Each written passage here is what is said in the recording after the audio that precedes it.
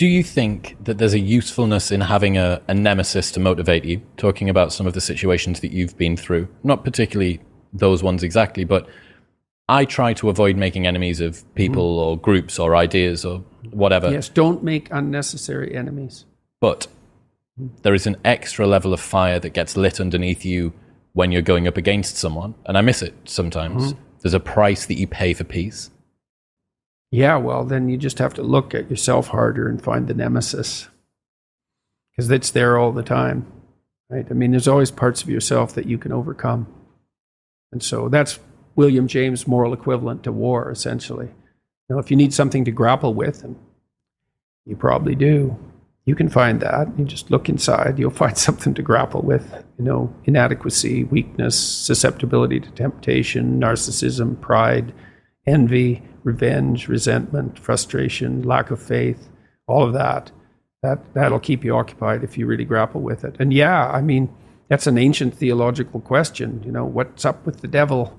Why does the possibility of evil exist? Why is there an eternal adversary? You see that reflected in Cain and Abel, right? At the beginning of the Genesis stories, essentially. The first two human beings are good set against an adversary. And that's what opens history, that story.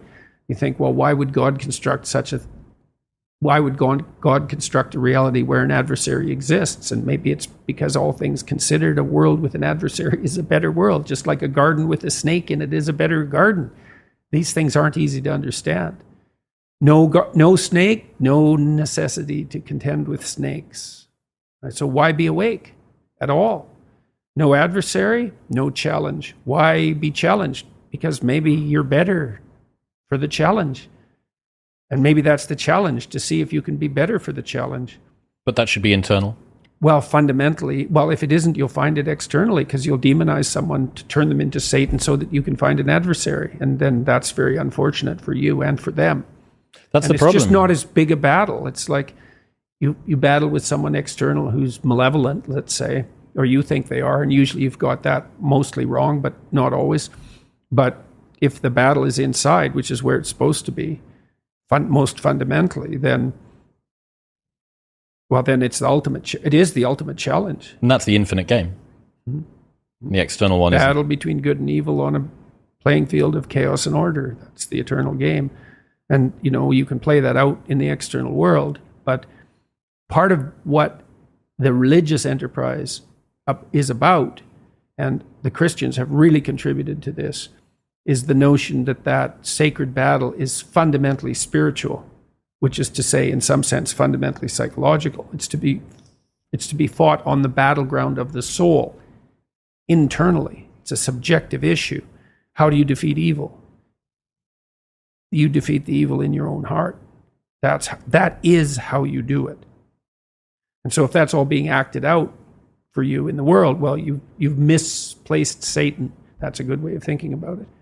This is another weakness, I think, of the atheistic position, because it's pretty hard, it's easy in some sense to dispense with belief in the highest good, but it's not so easy to dispense with belief in evil.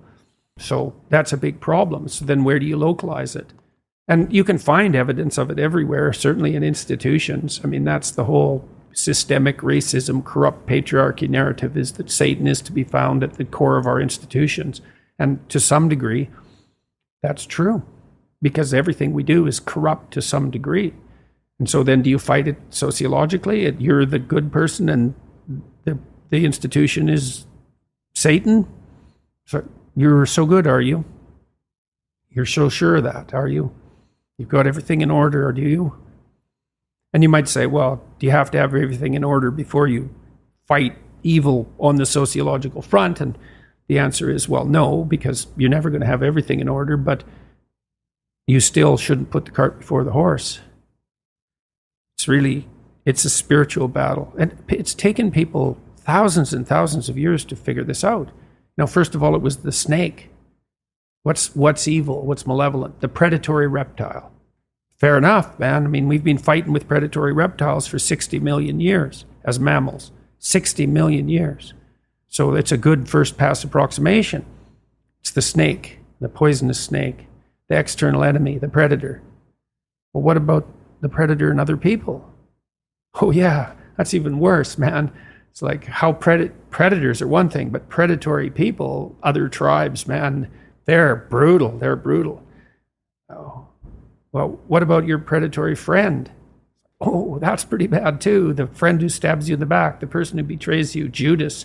God, maybe that's the ultimate snake.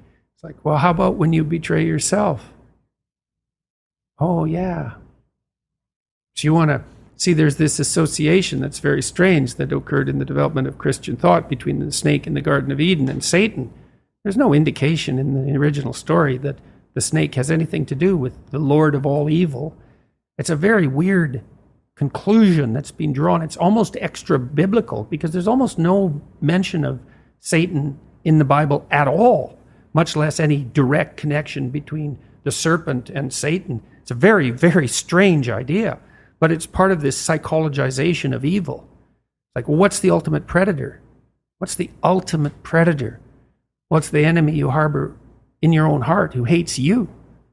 That's the ultimate predator. And when there's these images of Mary with her head in the stars and baby in her arms and her foot on a snake, it's like, well, that's the eternal feminine. Her head's in the stars because she's oriented towards the highest good and she's protecting her infant from predators. That could be an actual predator. But that's been the case throughout not just human history, but mammalian history. Could be other people who are predators. Could be men who are predators. Could be her who's a predator. The devouring mother. It's like, well, what's the ultimate locale of genuine evil? Well, the highest religious answer is that's in you. That's the proper place to battle it out. And I think that's true. I think it's literally and metaphorically true. And I was convinced of that in part because of Solzhenitsyn's writings, because Solzhenitsyn identified the totalitarian state with the willingness of the subjects of that state, the subjects and the perpetrators at the same time, to live by lies. No totalitarian state if people don't lie.